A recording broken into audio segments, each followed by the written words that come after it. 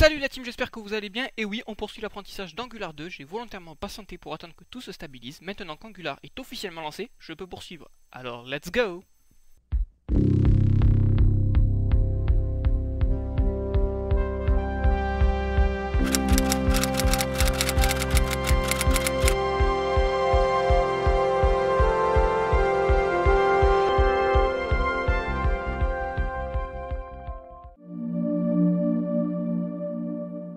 Et oui, on le croyait disparu, enterré, voilà que le ng module nous revient d'entre les morts. Depuis la RC5, il a fait son grand retour et nous a plus lâché jusqu'à la version officielle d'Angular. Alors on peut véritablement le comparer à son ancêtre à ceci près que chaque module peut disposer d'un nœud de représentation hiérarchique du système de dépendance d'injection. Donc c'est ce qui le rend de prime abord pas très user-friendly, mais c'est dans ces subtilités qu'Angular 2 vient se renforcer encore un peu. Donc nous allons voir tout ça en détail, mais avant, on pourrait quand même rétrospectivement parler de rétropédalage. Certes, faire des modules nous permet d'améliorer la lisibilité avec une scalabilité du code réduite pour notre plus grand bonheur, effaçant ainsi l'import à tout va de fichiers malgré que le système précédent de Barrels, qui consiste à faire des agrégats d'import à chaque dossier, permettait de limiter le nombre d'imports. D'ailleurs, cette solution de Barrels est assez satisfaisante pour éventuellement d'autres besoins. Mais le seul souci que j'y vois du retour sur la grande scène du module est la perte de souplesse d'Angular. Souvenez-vous, lors de la toute première vidéo, j'avais défini Angular 2 en tant que plateforme. Et à ce titre, on pouvait au choix inclure les briques que l'on souhaitait utiliser. Or, l'utilisation de modules va devenir incontournable. De toute façon, cette vision de plateforme utopique du début s'estompe au fur et à mesure de l'évolution d'Angular. Et c'est normal, si nous sommes ici, c'est que nous acceptons d'entrer dans une technologie avec tout son écosystème sous-jacent. Alors un autre point à aborder, c'est la différence entre les Angular modules et le ZES6 module. Alors pour ceux venant d'AngularJS, ils ne seront pas perdus, mais pour les autres, voilà, il est important de dire que les Angular modules, ce sont des décorators. Les Angular modules permettent l'import de tous les concepts d'Angular, à savoir des components, des pipes et des services. Tandis que les ZES6 modules, c'est juste un nouveau standard permettant d'inclure et d'utiliser des JavaScript d'un fichier à un autre, en wrappant des détails privés dans une clausure et exposant seulement une API publique que l'on souhaite. D'ailleurs, les Angular 2 reprennent un peu ce principe de pouvoir exposer une API publique, nous le verrons après avec la property export de ce nouveau décorateur. Alors, la première chose à noter dans les modules d'Angular, c'est le root module. Donc c'est lui qui contient tous les besoins de notre application. Donc voilà, vous l'aurez deviné, c'est le module parent à tous. Et puis ensuite on structure en fonction des fonctionnalités reliées avec des features modules, donc des modules enfants. Et donc on va importer ces features modules dans le root module. Donc on garde toujours le même principe de représentation de l'application sous forme de graphe orienté, avec donc le root module qui est le module parent de toute l'application et qui bootstrap l'application. Voilà, et on peut deviner que dans le futur, il y aura, comme c'était le cas sur Angular JS, des modules tout prêts à importer et prêts à l'emploi, développés par la communauté. Alors voici un exemple de root module, nous le ferons après en reprenant notre application d'exemple bien sûr, mais voilà, donc le nom conventionnel du root module c'est l'app module, le pendant donc de l'app component. Donc le root module lui il importe le browser module pour nous permettre l'utilisation des principales directives du framework comme les ngif, ngFor, etc. Donc la propriété bootstrap nous permet donc de dire quel composant utiliser en point d'entrée de notre application, ce sera donc l'app component dans la plupart des cas. Donc on remarque très rapidement que ce fichier va contenir d'énormes tableaux si on s'amuse à inclure l'ensemble des composants, directives, pipes et services. Donc à ce titre arrivent bien sûr voilà, les modules enfants nommés feature modules. Alors les features modules, contrairement à l'import de browser module, vont importer des common modules. Donc le browser module, lui, il fournit des services qui sont essentiels au lancement de l'application, chose que les feature modules n'ont pas besoin. Donc voilà, le common module, lui, concerne uniquement voilà, les directives essentielles, les directives et pipes donc essentielles à l'application. Alors au niveau des restrictions, donc on peut importer les mêmes modules, cela ne pose pas de problème en fait, Angular gère avec un système de cache. Donc voilà, il n'y a pas de conflit. Par contre, faire un import circulaire, ça peut poser problème. Donc si le module 1 importe le module 2 et que le module 2 importe le module 1, ça va cracher une erreur.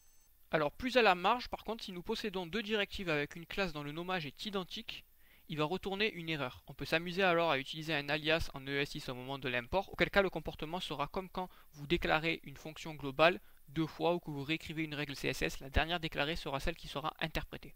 Par contre, concernant les components, si on importe des composants portant le même nom, forcément une erreur sera levée car Angular tentera de remplacer la balise du DOM par deux composants différents, ce qui est a fortiori impossible. Alors nous allons de nouveau faire un petit point sur le système de dépendance d'injection hiérarchique d'Angular. Donc souvenez-vous, nous l'avons déjà abordé lors de la vidéo sur les services. Une application Angular est un arbre de components dont chaque instance de component dispose de son propre injecteur. L'arbre de components est parallèle à l'arbre des injecteurs. Donc quand un component feuille demande une dépendance, il y a trois solutions avant de soulever une erreur. Donc la première étape, c'est que Angular va essayer de satisfaire cette dépendance avec un provider enregistré dans son injecteur, donc dans son propre système de dépendance d'injection. S'il ne le trouve pas, il passe à la seconde étape, c'est-à-dire qu'il requête le parent puis le parent du parent. Donc c'est ce qu'on appelle du bubbling up. S'il n'y a plus d'ancêtre, alors Angular il soulèvera une erreur. Et sinon, il y a la troisième solution, donc on en avait parlé dans ce fameux chapitre sur les services, c'est quand un composant intermédiaire est déclaré en tant que hôte du composant. Si tel est le cas, la recherche de la dépendance s'arrêtera au provider, donc à l'injecteur de cet hôte. Il n'ira pas plus haut. Donc il soulèvera une erreur, le cas contraire s'il ne le trouve pas. Alors, un point à noter, donc, c'est quoi la différence si on met un service dans le provider du component ou dans le provider du module. Donc du module, il sera accessible depuis partout dans notre module. Si on le met dans le component, il sera accessible que dans les composants enfants, donc appelés par ce component. Donc tout ce qui est dans le template du component. Donc de manière générale, on va préférer de le rendre accessible depuis partout, directement dans le module. Alors, un cas important aussi, qui est un pattern qui est souvent utilisé, c'est de faire un shared module. Donc un module transversal qui va être importé dans chaque feature module, permettant d'avoir les modules de base que l'on utilise dans notre application. Voilà. Néanmoins, au niveau du shared module, il ne faut pas utiliser la propriété provider pour pouvoir partager un service dans tous nos modules. Pourquoi? Parce que comme on l'a vu juste dans la slide précédente, cela va l'injecter dans le système de dépendance d'injection du module courant. Donc, ce provider, si on veut le partager par tout le monde, on veut que ça soit une seule et même instance, un singleton. Donc les services qu'on veut utiliser sur toute l'application, ils seront dans le provider du root module et non du shared module. Alors attention, c'est une erreur qui risque d'arriver très souvent, donc il faut être vigilant à cela. Un dernier point à aborder, c'est le lazy loading. Donc nous allons pouvoir faire du lazy loading sur nos modules afin d'améliorer nos performances. Donc au fur et à mesure qu'on va changer d'URL, ça va charger certains modules propres à l'URL. Ainsi, on va avoir donc un chargement au fur et à mesure, donc un gain de performance. Donc comme c'est fortement lié au routing, nous le verrons dans le prochain chapitre. Ok, donc on est parti pour modulariser notre application. Donc je décide de faire un post-prod parce que le téléchargement des dépendances prenait un temps fou. Donc on est parti. Donc je starte dans un premier temps le back-end. À la suite de quoi je mets à jour les dépôts. Donc du package.json, donc je passe tout en 2.1.1. Et au passage, vous pourrez remarquer qu'il y a une petite erreur sur le forms que j'oublie d'updater, donc ça va cracher une erreur dans la console que je corrigerai plus tard. Voilà, je mets aussi à jour RxJS et les autres dépendances. TypeScript passe en version 2.0, donc il y a quelques nouveautés que d'ailleurs je ferai peut-être une petite vidéo pour les décrire. C'est notamment au niveau des types null et undefined qui donnent vraiment des types à part, qui sont plus inclus dans number ou string, voilà, enfin ainsi de suite. Donc ce qu'on fait, c'est qu'on rajoute le app.module dans lequel on importe le décorateur ngModule, le browser module qui va permettre de starter et d'avoir un accès sur les directives propres à Angular pour une application web telle que ngIf, ngFor, etc. Voilà, donc au niveau du style guide, on essaye de mettre les imports par ordre alphabétique. Et puis donc j'importe mes propres composants, donc ici le app component et le connect component. Donc là on va faire juste un root module pour toute l'application. Il y aura pas on mettra après dans un second temps les features modules de connect. Donc là on a juste un module pour toute notre application. C'est pour ça que j'importe aussi le connect component. Voilà, une fois ceci fait, on peut voir qu'au niveau du bootstrap du main.ts ça va être beaucoup simplifié vu qu'on va plus que lancer le module. Donc au passage on utilise donc le platform browser dynamique et le bootstrap module en fonction. Alors là je fais un petit arrêt tout simplement pour signifier que on utilise en fait la compilation just in time. C'est-à-dire qu'en fait on va envoyer en même temps le compilateur dans le navigateur du client. Donc en mode développement ça pose aucun souci et même c'est plus simple.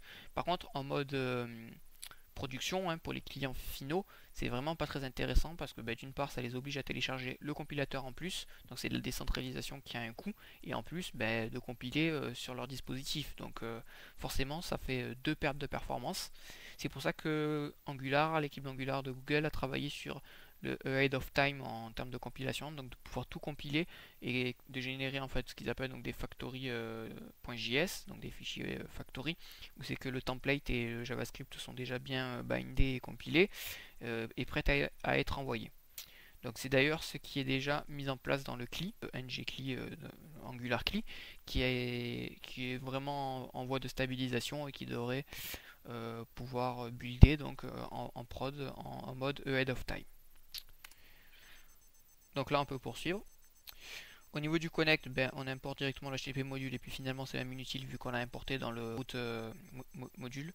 Donc il est accessible depuis partout. Au passage là, je corrige mon erreur sur le forms. Voilà, quelques petites erreurs. Voilà, une coquille, où c'est que j'ai oublié le L. Voilà. Rien de bien méchant. Ça télécharge, ça télécharge. Oui, au passage, je passe le TypeScript Definition Manager, donc le fichier typing de Node en version 6 de Node.js. Voilà, je mets un peu à jour toute ma stack sur ce PC. J'en profite au passage. Et voilà, et donc là, on va pouvoir lancer l'application. Voilà, je supprime le token. Voilà, on met route et on va voir qu'on reçoit bien la data. Alors voilà, donc maintenant on va passer à l'implémentation du feature module. Donc connect, on va en faire un feature module. Et on va voir que c'est vraiment tout aussi facile à mettre en place. Ok, donc la première chose à faire, c'est de rajouter tout simplement le connect.module. Donc on va reprendre le code, on copie-colle, on importe le ng module. Cette fois il faut juste le common module, parce que le browser module lui prend en plus le fait de bootstrapper, chose qui est inutile pour les feature modules. Donc les feature modules ils prennent juste le common module, et pas le browser module. Voilà, on l'importe, et voilà. Voilà, tout est fait, tout est prêt, c'est nickel. Au passage, on importe notre connect module auprès de notre app module, et c'est ok. Alors il y a une petite erreur, c'est que tout simplement, voilà, on peut voir là il y a une erreur, il faut importer aussi le forms module et le http module au sein du connect module, à moins de l'exporter par le root module. Donc c'est ce que j'aurais pu faire, mais de toute façon après on va faire un shared module qui va partager un peu tous les modules utilisés transversalement dans toute l'application, pas mettre de provider dans ce shared module. Voilà, on exporte le connect module, le connect component de notre connect module pour que l'app component et le root module puissent y accéder. Et voilà, tout marche. Donc on fait le shared module. Donc on fait de même pour le shared module. Voilà, juste for module et http module. Cette fois ça les exporte en plus. Comme ça on n'a plus qu'à importer le shared module. Voilà, on l'importe aussi dans l'app module. Voilà pour l'implémentation. Bon, ça a été rapide. À ceci près qu'il faut remettre bien sûr les dépôts à jour. Comme d'hab, n'hésitez pas à commenter, liker et vous abonner. La prochaine vidéo portera sur le routing qui a enfin été stabilisé. Sur ce, je vous dis à bientôt. Pożegnanie.